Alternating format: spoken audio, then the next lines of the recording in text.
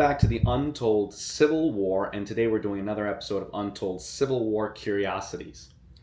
And today I'm actually sporting my Gettysburg shirt, which is the best burger joint in the town of Gettysburg. I was there on my last trip, and as you can see on the back, I don't know if the camera catches all of that, but the design is of Lincoln eating a burger, probably at the Gettysburg when he went to Gettysburg to deliver his Gettysburg Address, or I'm sure that's how the story goes. But anyway, today we're going to start off talking about Civil War images. We're going to talk about some images that I like to call the Civil War in color, which we've talked about before, and these ones just are absolutely spectacular. They really are totally unique. And we're also going to be talking about Civil War images in 3D, if you didn't know that was a thing.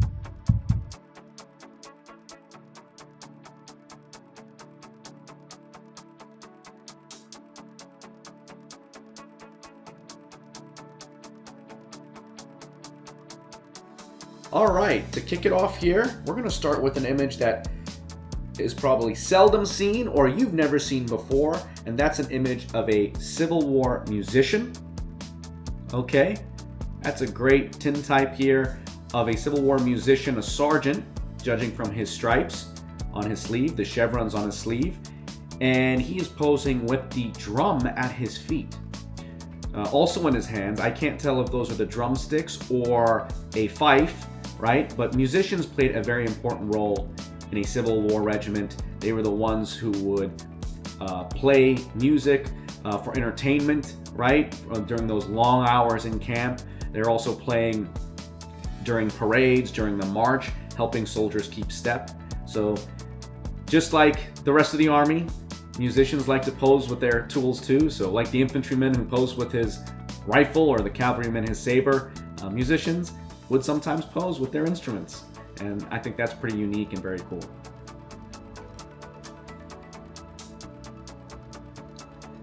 Another favorite of mine, if people know me, they know that I am a big fan of whiskey. I'm a bit of a connoisseur. I love a good old fashioned, right? And here, unfortunately, due to the glare, it's hard to see, but here we have a Civil War soldier who is definitely cut from the same cloth. And he's posing there with a bottle, right? These images, I think, really do help us understand that the people who served in the armies during the Civil War, the people who experienced the Civil War, they were just like you and me, and they accomplished such great things. They were the ones who lived during a time where the experiment of the United States was being tested, and the whole world was watching to see if this experiment would fizzle out or would the Union remain. It was quite the test of the generation. Another image that I'd like to share, another two images I'd like to share, are quite neat, fun. They are images where the photographer has chosen to use the American flag as a prop.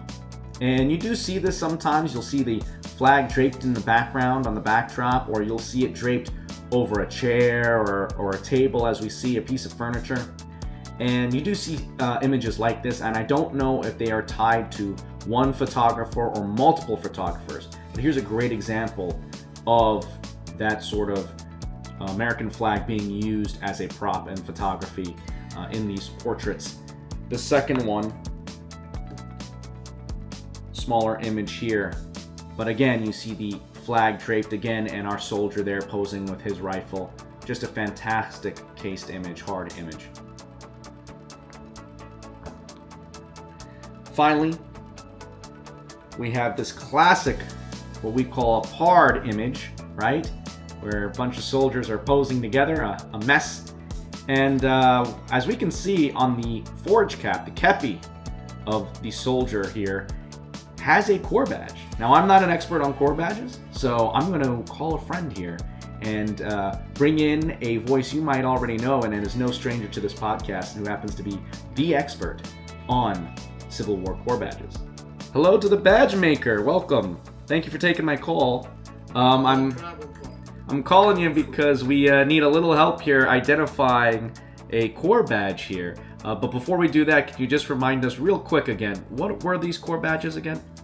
Certainly. So a Corps badge is a means of identifying individual soldier to a particular corps in the organization of the Army and the Corps d'Armée system that the Federal Army adopted at one point in the Civil War.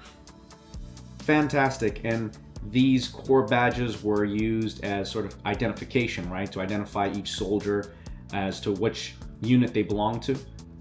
Yes, so in the organization that was adopted actually under McClellan in '62, the system came from the French, but the system was kind of came and went because each army commander kind of tried to reorganize under their own way, but you don't really see the Corps system under insignia until General Hooker reorganized the Army in between the winter of '62 into '63, where he was in command, right in that, debacle of Chancellorsville. Right after that was when you kind of see it really take hold, where insignia is going to designate the Corps, because then you're able to see, and know which Corps is moving where within the Army and know where they're located, whether it be on the move, whether they're in camp or whether they're on a battlefield or whether they're on the move to a different location, whether it be to maneuver or to move to a completely new location, completely with the whole Army. And so that would be seen on the uniforms as well as on their supply wagons, I'm assuming, on flags. Yes, so yeah, you put it wherever it made sense to, really just for the sake of, and lack of technology and what it was to the extent it was at the time. So yeah, you put it on the individual soldier, you would put it on flags for each corps so you could see where, those corps were moving or where the commanders of those corps were. You would put it on, supply wagons. You could put it on even, literally you could find images of putting it on tents even in some cases. So it depended, but yeah, you put it wherever it made sense to identify where the Corps was. And in this image, he actually has it on his kepi or forage cap, right? And yes. What is this, which badge is this? Which Corps does this represent? So zooming in on it, it looks to be a Maltese cross, which there's a lot of crosses used for Corps insignia in the Civil War, but this being Maltese, it would probably be 5th Corps, which would be in the Army of Potomac. And that 5th Corps served in the Army of Potomac in Virginia, right? Probably yes. Some of the more famous battles or battles that we know about. Primarily, Eastern Theater, Virginia, primarily Army of the Potomac. So they would have been in the Army really from the start to the end. It's one of the few Corps that really served that full length of the war. It would have been at key battles. Really, you name the famous battle in Virginia, it probably was there. I mean, of course, Gettysburg is probably the most famous one, but it would have been. It's one of the few Corps that even remained, kept its identity, I should say, because after Gettysburg particularly, and into early '64, there's a consolidation of the Corps because of loss of men, either from casualties and, enlistments running out. So they consolidate a few of the Corps into, from those divisions, they move divisions of certain Corps into other Corps. So the 5th actually remains as a primary Corps, but it incorporates divisions from like the 1st Corps into itself. So like you see 1st Corps insignia adopted into the 5th Corps, so you might see a Maltese cross in a circle, which was the 1st Corps insignia. So men from the 1st Corps adopted into the 5th Corps might adopt a combined insignia in that case later. Right, fascinating. Well, thank you so much for tuning in and letting us get some information on this and helping us with this Civil War mystery here. I appreciate it. My pleasure, anytime. All right, thank you so much. No problem. You take care. Now let's talk about the Civil War in 3D, called stereo views. And we have a couple examples here. I think this is really cool. Here are when viewed through this contraption, and I'll throw a picture of it right on the screen there so you can see, when placed in this contraption and viewed in this contraption, this image will actually jump out at you. And right here you see some Confederate veterans posing in front of the White House of the Confederacy in Richmond. I've actually visited the White House of the Confederacy. It is a remarkable building. It's remarkable to walk through the war room, if you will, of the Confederacy, where Jefferson Davis would have met with the likes of Robert E. Lee, Stonewall Jackson, A.P. Hill, you name it, and discuss the future of the southern states and this new Confederate government.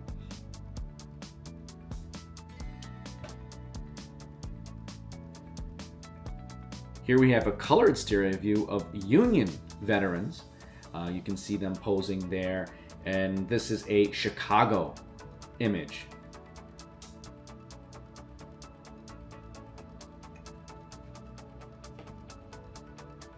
And this image from the sights and scenes of the battlefield of Gettysburg. Now this one, very interesting. It really goes back to sort of the what is moral and immoral when doing combat photography, taking images in these areas during the war. This photographer, right, is posing on the Civil War battlefield surrounded by what looks like Union dead. In fact, those are actually living Union soldiers who are posing for the photograph. So no, you are not looking at the dead of Gettysburg, right? Is that fair? Is that accurate reporting of the battlefield by getting soldiers to pose as dead soldiers on the battlefield so you can capture that shot? Is that moral? I don't know. I can tell you that probably the message is still there, right? You're still getting the message of how gruesome this war is. But it is a little bit funny to imagine that these soldiers posed as dead for the photographer so he could, maybe he missed out on the actual battle and he had to get that shot, right, of Civil War dead. And so he had these soldiers pose for him. Interesting, to say the least. But nonetheless, another story of the Civil War.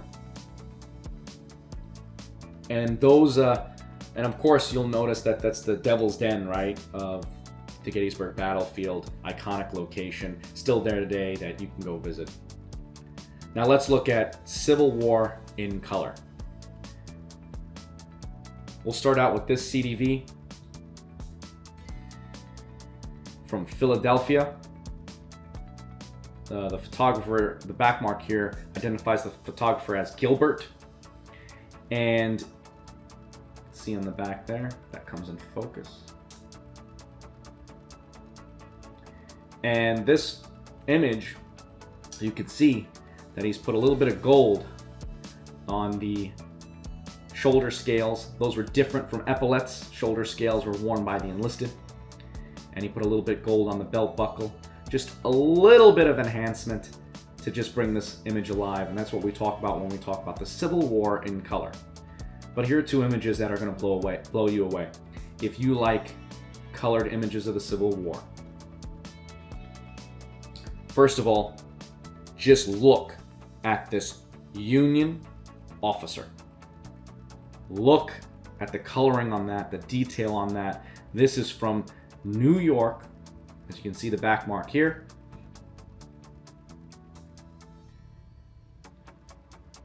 And it is just a phenomenal colored image. I mean, a colorist would have worked at or with the photographer, and they would have by hand gone in and colored these images. And as you can see, they've brought his face to life by putting a little bit of color on the face, on the cheek, a little red on the cheeks. And then of course, just the uniform itself, even the furniture in the background, all colored. I mean, the colors are so bright and poignant, so bright and vivid. It's just a fantastic example of the Civil War in color. And of course, the most colorful uniforms of the Civil War would have been those French Zouave uniforms, right? Those uniforms that Elmer Ellsworth helped make popular across the country, across the nation. And here you have a colored image of a Zouave. I mean, of course, there's no back mark on this, but I can absolutely see a photographer of the Civil War choosing to color this image and take on the challenge of coloring this image, because who doesn't want a color image of a Zouave? I mean, this is fantastic, right? Even down to the forage cap, the kepi on the chair, he even colored that. I mean, this is fantastic. I still have not identified exactly which Zouave regiment this man belongs to. Unfortunately, even though we enjoy and we love these vivid colors, sometimes they can cover certain details on the actual uniform underneath. And those little details are what's going to help us identify the actual regiment, the specific regiment, right? So sometimes the color does cover up that, and that hurts with the identification, but you still have to admire the artistry here. In fact, some would argue that one of the first casualties of the Civil War was a Zouave, Elmer Ellsworth, one of the first martyrs on the Union side. And they even say that one of the last casualties at Palmito Ridge was in fact a Zouave. So Zouaves served throughout the war from beginning to end, and they also served in both the Western theaters and the Eastern theaters. Okay, so we had Zouaves all the way in Virginia, all the way down to Texas. Thank you for listening. I really appreciate you taking the time to watch this video. If you enjoyed it, please like, share, subscribe, all that good stuff. Hit the bell icon and check out the website. A lot of these images will go up on the website. If you're interested in any images, of course, send me an email and we'll work out a deal, hopefully. And another really interesting thing is if you like any of these images, or if you have seen any 79th New York Highlander images, especially images of the Highlanders in their kilts, okay? Rare, I know, but they are out there. So if you have any of those images, I just want to give a quick shout out because I do collect those. That is my what I primarily collect. So I will be giving out top dollar or willing to trade some of the images in my collection depending on what you're looking for. I'm sure we can make a deal. So please let me know if you have any 79th New York Highlander images. Listen to the podcast of things. If you're only watching the videos, check out our audio episodes as well. They are separate and have separate content. So you're only getting 50% of Untold Civil War if you only watch the videos. So check out our audio episodes as well. Thank you so much for tuning in. And thank you to my patrons on Patreon. You guys keep the show alive. And thank you also to my sponsors and everyone else who've been so supportive in my Untold Civil War journey. Thank you.